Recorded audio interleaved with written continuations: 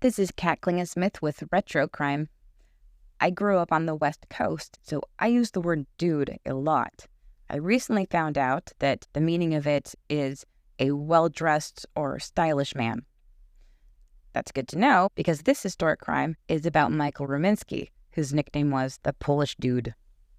In 1898, Michael Ruminski was a 30-year-old Polish immigrant living in Allegheny City, which is now the north side of Pittsburgh. He lived on the third floor of a tenement with his wife, Joanna. The prior year, she had taken him to court for desertion and non-support. 6 months prior to that, their only baby had died of pneumonia. The police suspected that it had been smothered, but they couldn't prove it, so no action was taken.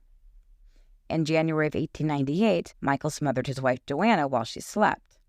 To conceal the crime, he lit their place on fire and vanished.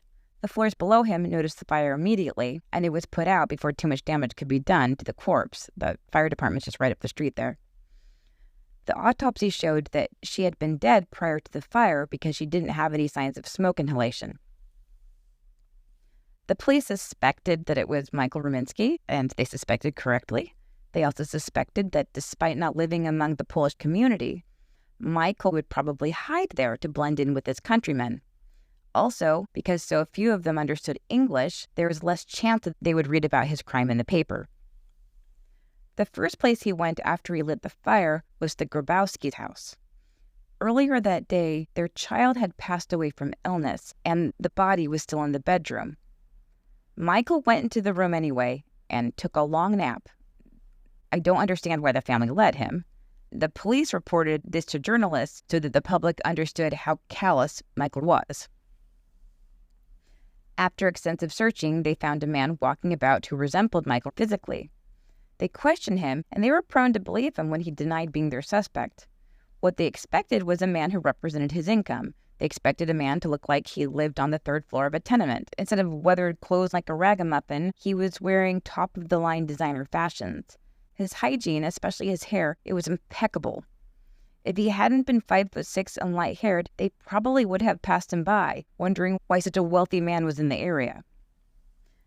It was decided that it wouldn't hurt to bring the man in for questioning anyway, and at the station, Michael surprised them by being quick to confess.